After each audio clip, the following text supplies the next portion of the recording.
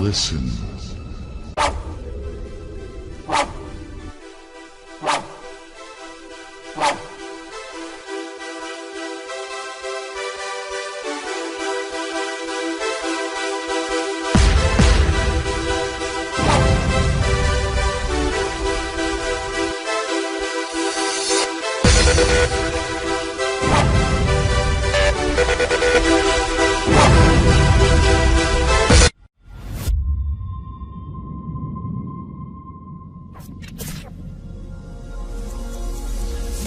Your anatomy is a blueprint. You are an architect. Beneath your skin lie the plans for your fastest, strongest, most powerful self. If you can learn the structure of your skeleton, the makeup of your muscle, and the mechanics of movement, you can create your best possible body.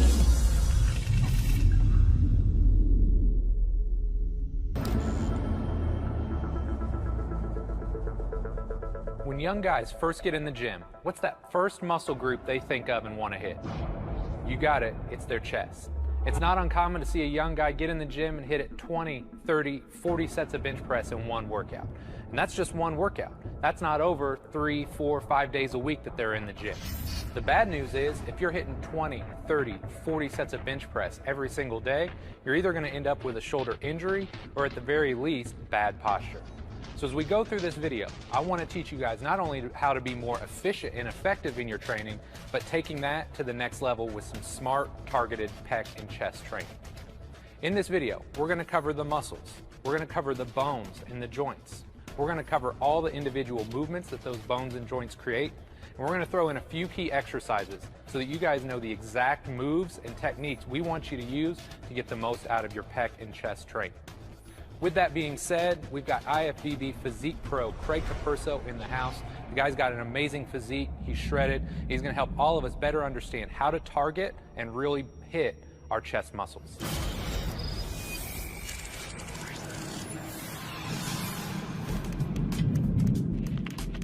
Let's go ahead and jump right into the anatomy. When we're talking about your chest, we're going to focus on 3 muscle groups here today. The first one, and the one you're probably most interested in, is your pec major, and that's your big chest muscle. Now, within your pec, there's actually 3 subsections. You've got your clavicular head, and that runs from your clavicle, comes down and across, and attaches onto your humerus, or your upper arm bone. Second, you have your sternal head, and that runs from your sternum, all the way comes across, and also inserts into your humerus, or your upper arm bone. There are certain anatomists that will also tell you there's a third head, and it's called the abdominal portion of your pec. And it actually runs from your rectus sheath, which is a big part of connective tissue, and comes up and across, and it also attaches onto the humerus. So while there's 3 unique subsections to your pecs, these are a major player. And most times, a lot of guys are really going to struggle with this top portion, this clavicular head. So we're going to make sure we throw a few key exercises into the workout to make sure you're really dialing it in and hitting this area. So we've got pec major. The second muscle group we're going to focus on is called pec minor. And this is a really small muscle group. You're probably not going to want to spend a lot of time in the gym trying to develop it, but it actually runs from a little bony prominence on the top of your scapula called your coracoid process. It comes down and attaches to ribs 3, 4, and 5 on your rib cage. So again, I want you to know that it's there, but you're probably not going to spend a lot of time trying to develop it. It's mostly there for improving your breathing and your respiration. Last but not least, we're going to talk about your serratus anterior.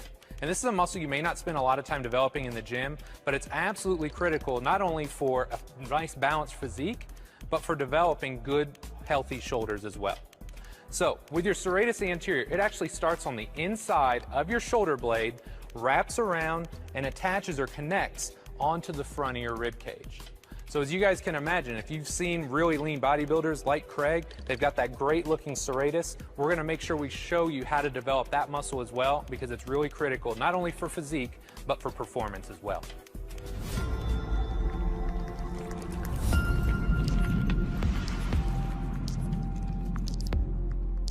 Now that we've covered the muscles, let's take a look at the bones and joints involved in creating movement through your chest. We're going to start with the back side of Craig's body. So he's going to turn around here, And if you can imagine, you've got your shoulder blade or your scapula. Now this is really important. When you're setting up on an exercise like a bench press, you want to pin those shoulder blades down and back. So that's really important. It's going to give you a stable base to press from. So your scapula is actually really important, especially when you're doing big compound exercises. You got your scapula, and then you have your humerus. And those two joints, or those two bones, come together to form your glenohumeral joint. This is very important. If you don't have a good setup for your chest pressing exercises, you're leaving your shoulders exposed to injury. Last but not least, I'm going to have Craig just give me a quarter turn here. You can't talk about chest without talking about the elbow. Now, a lot of people don't think about this, but every time you're doing a pressing exercise, you're going to extend your elbow. So you can't just talk about chest without thinking about shoulders, without thinking about triceps, without thinking about all of the joints involved in those movements.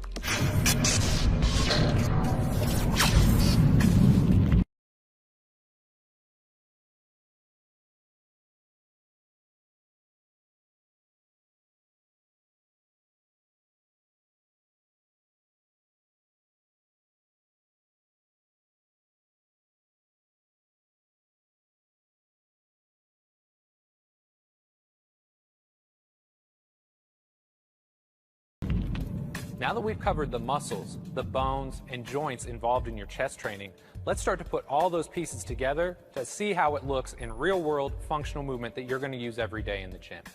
We're going to start off by looking at your pecs, and specifically your pec major. As you recall, you've got three different sections here. You've got your clavicular head, you've got your sternal head, and you've got your abdominal head. So all of those will work together to create what's called internal rotation of your shoulder. So if Craig's got his hand up here and he turns his arm downwards or forwards, that's called internal rotation. A lot of times people aren't too focused on that. If they're talking about chest, they want to know, how do I get those striations? How do I look big and lean like this? One of the best exercises is a horizontal fly or an incline fly. In that exercise, you're creating what's called horizontal adduction. So you're pulling across your body. And as you guys can imagine, just think about those pec fibers. They start here, and as he pulls across, think about how they're shortening up and getting tight. So all those muscles work together to create what's called horizontal adduction. Now this next piece is important. Go ahead and relax, boss. The next piece is your clavicular head. And when you think about the clavicular head, it comes down and across right here. So it's responsible for shoulder flexion, like you would when you raise your arm up overhead. So if you can imagine, Craig, give us an incline bench. You guys know how you're kind of at an incline, you got your arms raised up overhead. This is why you're going to hit the top portion of that chest or that clavicular head when you're bench pressing. Now, on the opposite hand, you've got that sternal portion of your pec as well, or that lower portion. You're going to hit this the most when you're doing like a decline bench or even a pullover. Craig and I were just talking about this yesterday.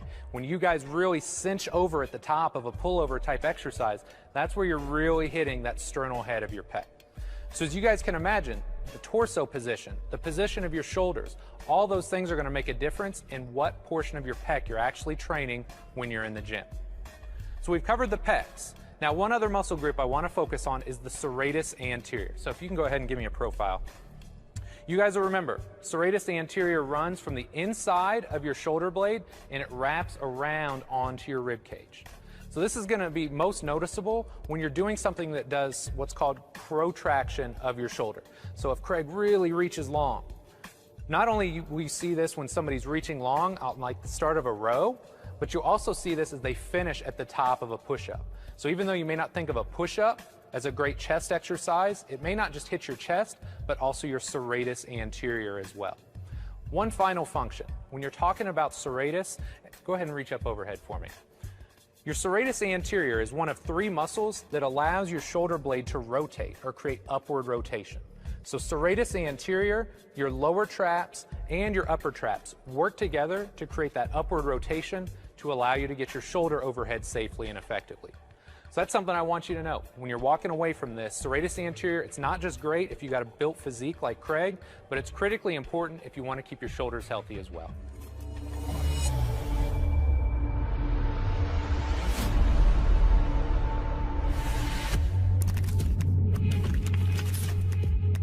Now that we've covered the muscles, the joints, and the function of your chest, we're going to put it all together and demonstrate a few key exercises that you guys are going to want to use when you get into the gym. Now, one thing I want to make note of, Craig's a rock star. He's going to make this look really easy, and the weights aren't super heavy. Just because we're not going super heavy on film doesn't mean we don't want you guys to go heavy and push yourselves when you're in the gym. So with that being said, the first exercise we're going to demonstrate is a dumbbell incline bench press. Few technique points as far as setting up. Make sure your abs are nice and tight. Whenever possible, keep your feet on the ground. If you keep your abs and your legs tight, you're going to be able to move more weight. From this position, he's locked in, and he's just going to press the dumbbells overhead. Now, one thing I always like to cue my clients to do is to tuck the elbows slightly when they come down. If your elbows are really flared out to the side, it puts a lot more stress and torque on your shoulders.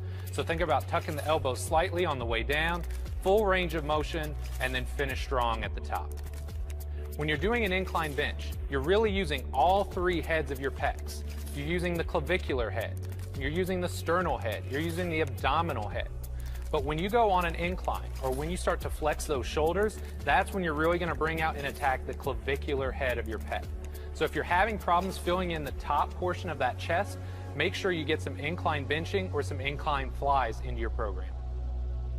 One final point. When you incline bench, if you have any kind of shoulder issue or this causes any discomfort, move to a neutral grip where your hands are facing each other, and then try it again.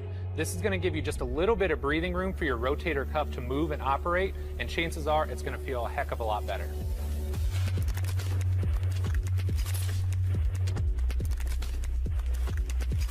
The next exercise we're going to demonstrate is a dumbbell fly. And this exercise is really going to hit the pecs as far as that horizontal adduction component of the movement goes. So Craig's going to go ahead and lay on his back here, set himself up, good stable base, abs tight, legs tight, and then from this position he's just going to keep soft elbows, get a nice stretch through his pecs, and as you guys can imagine, you can just see those pecs kind of opening up and lengthening, and then from this position he's going to pull it back together and shorten it back up. So it looks like a very simple exercise. The man's got great technique, and it's really going to help build balanced pec development. It's going to hit the clavicular pec, the sternal head, and even the abdominal head of those pecs pretty evenly.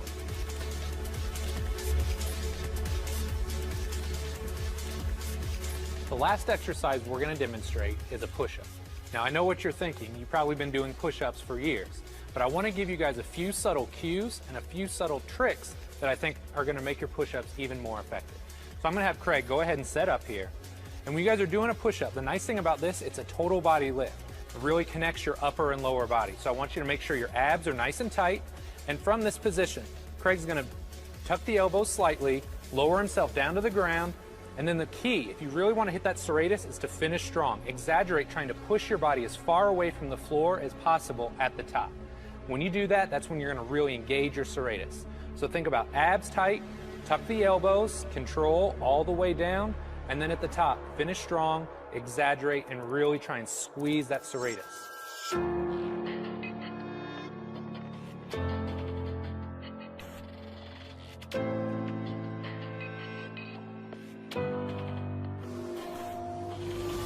After watching this video, you essentially have a PhD in chest muscle building. So you've got no excuse. You can't simply go back and do what you've always done, which is probably mindless sets of flat barbell bench pressing. I get it, it's a great exercise and it's going to help you build some muscle. But after you watch this video, you should have a really strong understanding of how all the bones, the joints, the muscles work together, about how changing something as simple as your shoulder position is going to help you target and hit specific areas of your chest. Don't be afraid to mix it up. Use barbells, use dumbbells, press, do flies. The more you guys mix it up and the more you guys understand the actual anatomy and the function behind this stuff, the better your physique is going to look. Make sure you watch all the videos because we cover every single muscle group in this amount of depth and detail. Let the gym be your lab. Try new things, research new methods, because there's no better way to learn and understand how your body works than to try new things on yourself. With that being said, I'm Mike Robertson. This is Built by Science. Mind, muscle, masterpiece.